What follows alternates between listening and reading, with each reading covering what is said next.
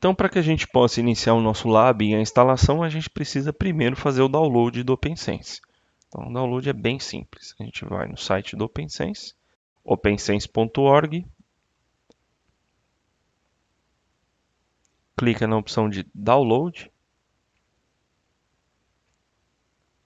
Em arquitetura, você vai escolher a tua arquitetura. No meu caso, meu computador é 64 bits, então vou escolher AMD64. Se não, você escolhe i386, caso o teu computador seja 32 bits. O tipo de imagem, para o nosso lab, a gente vai escolher ISO, né? Então é a opção DVD para fazer a instalação. E o mirror vai depender da localidade em que você se encontra. Eu, no momento da gravação dessa aula, eu estou no Brasil, portanto eu vou escolher Colômbia, que é o mais próximo aqui na América do Sul, ok? Escolhido as opções, ele já gera o hash da imagem que você pode verificar assim que o download terminar. Aqui está o nome do arquivo, então vamos clicar em download e o processo de download se inicia. Então, com o nosso arquivo baixado, nós vamos descompactá-lo para que ele fique em formato ISO. Depois de descompactado, a nossa imagem ISO vai estar aqui. Então vamos para a instalação. Bom, a instalação no VirtualBox ela é bem simples. A gente inicia aqui criando uma nova máquina virtual. Aqui eu vou chamar ela de OpenSense mesmo. Tipo de sistema operacional, nós escolhemos BSD. A versão, no meu caso, é 64 bits. Se no teu caso for diferente, é só manter em 32. Mas a ISO baixada ela tem 64 bits, então a gente tem que manter 64 bits. Clique em continuar. De acordo com as nossas especificações de lab, aí 1 GB é suficiente. Caso você tenha a memória disponível e queira aumentar, fique à vontade. Aqui a gente pode escolher a opção padrão, que é criar um novo disco virtual agora. O tipo de disco, nós iremos utilizar o padrão do VirtualBox, que é o VDI. Pode clicar em continuar. Vamos escolher dinamicamente alocado para salvar disco da máquina, né? Então ele vai aumentando o disco à medida que o uso da máquina virtual for crescendo também. E aqui a gente pode escolher o tamanho que ele sugere de 16 GB para esse disco a gente pode manter. Tá? Então, clica em criar. A máquina foi criada.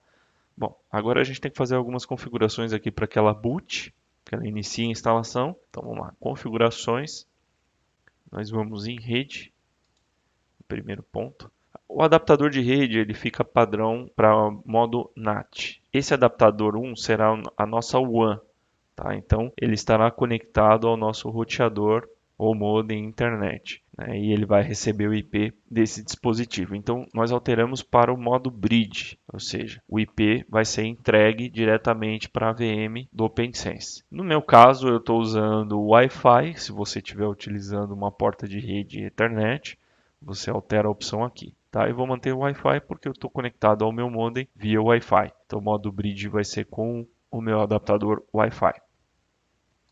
O adaptador 2 vai ser a nossa LAN, que vai conversar com a nossa outra máquina virtual, que vai ser o nosso cliente. No nosso lab vai ser um cliente Windows, então aqui a gente seleciona como rede interna, tá?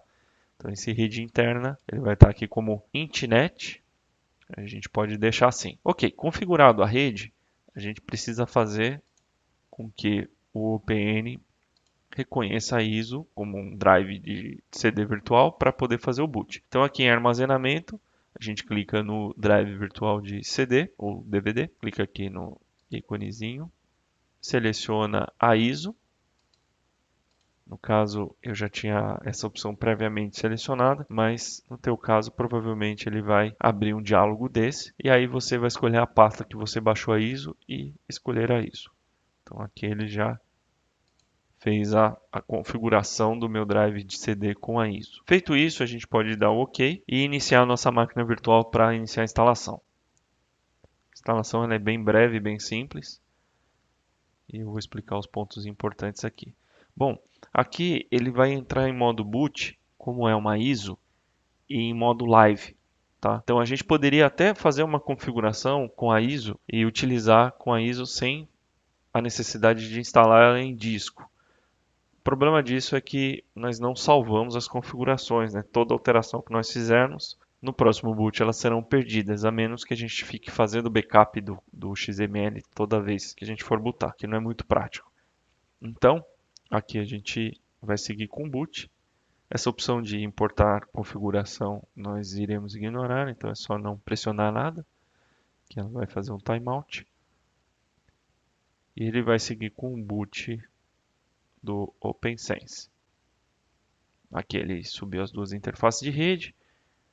Eu vou fazer a configuração manual das interfaces. Então dou um Enter. A pergunta aqui, né? Se eu quero configurar as VLANs agora. Eu vou colocar aqui não. Então é só dar um N. A interface de WAN, como é a primeira interface, e ele mostra pra gente aqui até nas mensagens, está mostrando aqui, né, EM0 e EM1. Então, a primeira interface é a EM0. Então, EM0 para WAN. A segunda interface que sobrou é a EM1, que é a nossa LAN. A gente não tem nenhuma interface adicional, então aqui é só apertar Enter. E aí ele mostra um resumo e pergunta se está correto. As interfaces serão configuradas da seguinte forma. A WAN será a EM0 e a LAN será a EM1. Posso proceder? Sim. Então ele vai proceder com essa configuração, vai proceder para o boot, até o momento que ele chegar no prompt de login e senha, onde a gente vai iniciar a nossa instalação. Isso é uma dúvida comum, já respondi algumas vezes no fórum para usuários iniciantes, né, novos no mundo aí do OpenSense, que instalam com ISO e aí caem nessa tela e aí falam, poxa, e agora? O que eu faço? Né? Bom, tem uma mensagem bem autoexplicativa aí, mas é bom reforçar. Né? Então ele fala, bem-vindo, o OpenSense ele está em execução de modo live, né, no live mode, de uma mídia de instalação. Então você pode entrar como root ou entrar como usuário installer. Né? Se você entrar como root, você continua no modo live. Se você digitar o usuário installer, ele vai começar a instalação. Então a senha padrão, no caso da gente que acabou de baixar, OpenSense, tá? OpenSense. A gente quer instalar, então vamos lá, installer. A senha é OpenSense. Enter. Olha aí, ele já chama automaticamente o instalador. Então aqui ele dá as boas-vindas. Na instalação a gente deve seguir as opções padrão. Então Enter. Aqui a gente pode escolher a opção padrão, ou seja, aceitar essas configurações. Dificilmente aqui você tem que fazer alteração do layout de teclado ou fonte de vídeo. Então padrão. Aqui a gente tem algumas opções. A primeira opção, que é a instalação guiada, é a opção desejada, né? A opção mais comum. Você pode fazer a instalação manual, onde você vai ter que especificar algumas configurações manualmente, mas não é nosso intuito aqui. Você pode importar uma configuração, você pode fazer um reset de senha. Ah, perdi a senha, não consigo encontrar a senha, tal. Põe a mídia, faz o boot e aí faz o reset de senha. Entra no instalador, faz o reset de senha. Ou rebootar para voltar, né? Fazer um novo boot ou sair. Então vamos lá. Nosso caso é a instalação guiada. Aqui ele vai mostrar o nosso disco virtual. Ele tem aí 16 GB, como eu especifiquei lá no VirtualBox.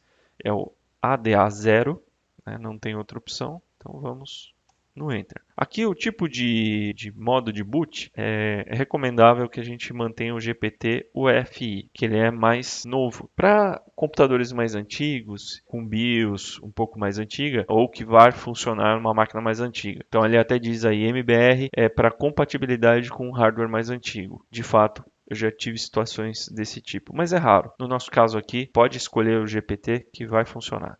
Então o GPT ele vai começar a cópia de arquivos para o disco. Aí eu vou cortar o vídeo para o momento que ele terminar de fazer a cópia para a gente ganhar um tempo. Terminada a cópia dos arquivos, ele vai cair nesse prompt para que seja configurada a senha de root. Recomendo que você coloque uma senha aqui simples de lembrar, mas não simples de os outros adivinharem, mantendo o conceito de segurança. Então eu vou colocar aqui a minha senha.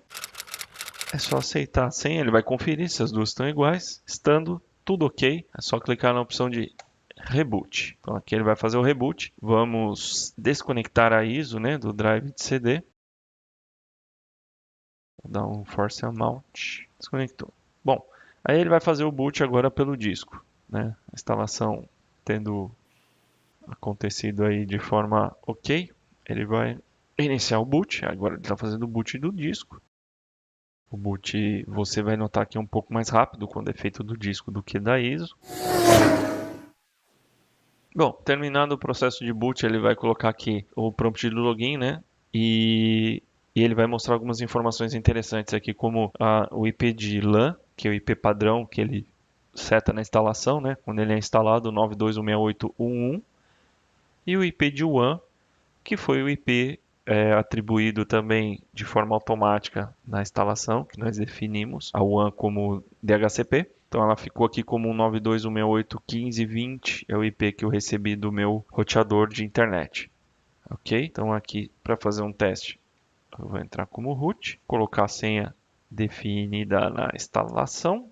Muito bem, ele logou. E aqui ele vai cair num prompt, onde tem algumas opções que se você, de repente, durante a instalação, quiser mudar alguma opção, né, pós-instalação, se quiser mudar uma opção, por exemplo, eu quero reconfigurar minha LAN, quero colocar outro IP, enfim, aqui nós temos algumas opções, tá ok? Até a próxima e obrigado!